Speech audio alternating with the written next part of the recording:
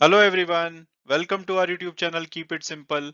आज के वीडियो में हम बात करेंगे Aditya Birla Fashion and Retail की।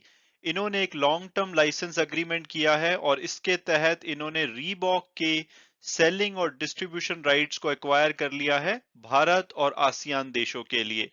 तो इस टॉपिक को हम इस वीडियो में डिटेल में डिस्कस करेंगे और ये भी बात करेंगे कि क्या हमें Aditya Birla Fashion and retail का शेयर लेना चाहिए करंट प्राइस पे या नहीं।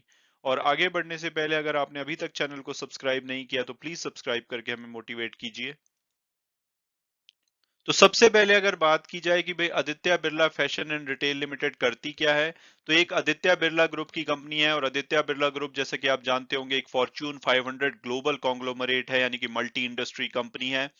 और अगर बात की जाए Aditya Birla Fashion and Retail limited के बिजनेसेस की, तो इनके मेनली चार बिजनेस सेगमेंट हैं। पहला है लाइफस्टाइल ब्रांड जिसमें कि Louis Philippe, Van Heusen, Allen Solly और पीटर इंग्लैंड जैसे बड़े ब्रांड आते हैं। दूसरा सेगमेंट इनका पेंटालून है, इसमें आप देख सकते हैं बहुत सारे ब्रांड आते हैं। इसमें men wear, women wear, kids wear सभी प्रकार के कपड़े इसमें बेचे जाते हैं। और इसके बाद तीसरा सेगमेंट है फास्ट फैशन का जिसमें कि फॉर एवर 21 ब्रांड आता है। और चौथा इनका अदर बिजनेस सेगमेंट है जिसमें कि active athleisure, inner wear, youth western wear, super premium brands, ethnic wear ये सभी आते हैं। और आप इसमें डिफरेंट ब्रांड देख सकते हैं जैसे कि सब्यासाची, जयपौर, अमेरिकन ईगल, इस तरह के बड़े बड़े ब्रांड इसमें आते हैं। तो अब अगर बात की जाए कंपनी में लेटेस्ट डेवलपमेंट की, तो Aditya Birla Fashion and Retail Limited ने एक long term licensing agreement sign किया है यूएस की brand management company Authentic Brand Groups के साथ। और इसके अंतर्गत ये डिस्ट्रीब्यूट और सेल कर पाएंगे रीबॉक प्रोडक्ट्स भारत में और आसियान देशों में।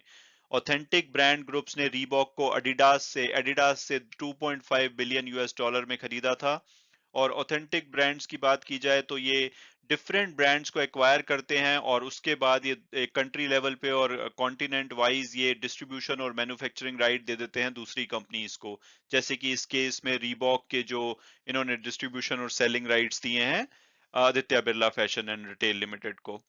और इस डील से Aditya Birla Fashion and Retail limited को एक्सक्लूसिव राइट्स मिलेंगे रीबॉक प्रोडक्ट्स को डिस्ट्रीब्यूट और सेल करने के थ्रू होलसेल, ई कॉमर्स और रीबॉक के जो ब्रांडेड रिटेल स्टोर हैं भारत में और आसियान देशों में।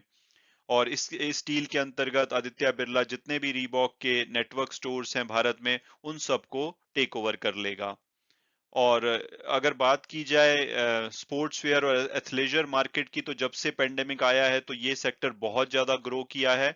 और ऐसा माना जा रहा है कि जो स्पोर्ट्स वेयर और एथलेजर सेगमेंट है ये आने वाले टाइम में 14% के एनुअल रेट से ग्रो करेगा और 2024 तक ये 13 बिलियन यूएस डॉलर की मार्केट को टच कर लेगा। और अभी अगर पीछे भी देखा जाए तो जब पेंडेमिक आया था तो दूसरे जो कपड़ों की डिमांड है वो कम हुई थी।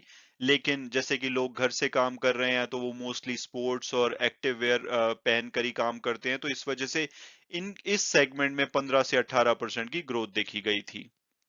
और अगर अब बात की जाए ऑथेंटिक ब्रांड्स की, तो इनके पास बहुत सारे ब्रांड्स हैं। रीबॉक उसमें से एक है, इसके अलावा इनके पास बड़े बड़े ब्रांड हैं जैसे कि Marilyn Monroe, Nautica, Izod, Forever 21, Brooks Brother, इस टाइप के बहुत सारे ब्रांड ये ओन करते हैं और इनके आगे मैन्युफैक्चरिंग और डिस्ट्रीब्यूशन और सेलिंग राइट्स दूसरी कंपनीज को दे देते हैं। तो अब अगर बात की जाए रीबॉक के फाइनेंशियल्स की, तो लेटली ये अच्छा नहीं कर रहे हैं। अगर भारत में इनके फाइनेंशियल्स की बात की जाए तो इनका रेवेन्यू 2021 फाइनेंशियल ईयर में 321 करोड़ रहा, जो कि पिछले साल के मुकाबले 26% गिरा है। और अगर बात की जाए इनके नेट प्रॉफिट की, तो वो 2021 फाइनेंशियल ईयर में 4.9 करोड़ रहा, जो कि पिछले साल के कंपैरिजन में 93% गिरा है। और अगर कंपनी के एक्सपेंसेस की बात की जाए तो वो 2021 फिस्कल ईयर में 315 करोड़ के रहे, तो यानी कि इनके फाइनेंशियल्स पे साफ साफ पेंडेमिक का इम्पैक्ट दिख रहा है। तो अब अगर बात की जाए कि क्या हमें करंट प्राइस पे Aditya Birla Fashion and Retail limited का शेयर लेना चाहिए, तो सबसे पहले अगर पास्ट परफॉर्मेंस देखें तो पिछले एक साल में इन्होंने 77% की बढ़िया रिटर्न दी है। और ये तब है जबकि इनका शेयर पिछले एक महीने में लगभग 5% तक नीचे गिरा है। हालांकि रीबॉक के टेक ओवर की न्यूज को मार्केट ने काफी पॉजिटिव लिया है और इनका शेयर आज लगभग 6.5% ऊपर भागा। और अगर हम ब्रोकरेज हाउस रिपोर्ट्स की बात करें तो एमके ग्लोबल ने नवंबर एंड में एक रिपोर्ट पब्लिश की थी और इनका टारगेट 340 दिया था।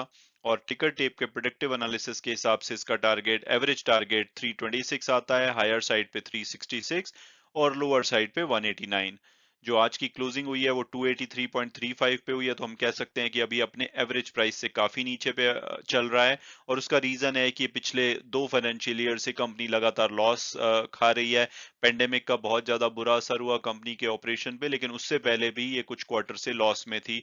तो कंपनी का जो ट्रैक रिकॉर्ड है, फाइनेंशियल ट्रैक रिकॉर्ड अच्छा नहीं है, और इस वजह से इनके शेयर में इम्पैक्ट देखा गया है।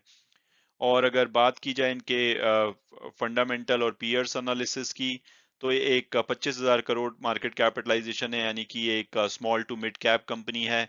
और पी रेशो इसकी सेंस नहीं बनाती, क्योंकि अभी ये लॉस मेकिंग है, तो नेगेटिव है पी रेशो। और इस सेक्टर में आप देखेंगे कि मोस्टली इनके पीयर्स भी लॉस मेकिंग है। पीबी रेशो 9.32 की एवरेज कही जा सकती है। Return on equity again like, क्योंकि अभी लॉस मेकिंग है तो इनकी नेगेटिव में है।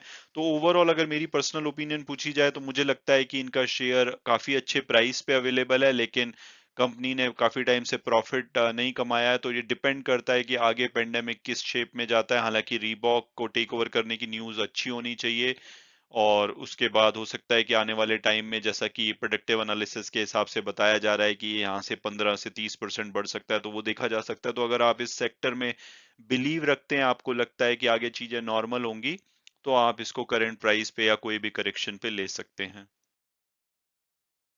हालांकि वीडियो क्लोज करने से पहले मैं हमेशा की तरह डिस्क्लेमर दूंगा कि जो भी व्यूज थे वो मेरे पर्सनल थे। अगर आप इसमें इन्वेस्ट करना चाहते हैं तो अपने फाइनेंशियल एडवाइजर से बात कीजिए। उसके बाद अगर आप कंफर्टेबल फील करते हैं तभी आप इसमें इन्वेस्ट कीजिए। Thanks so much for watching the video and God bless you all.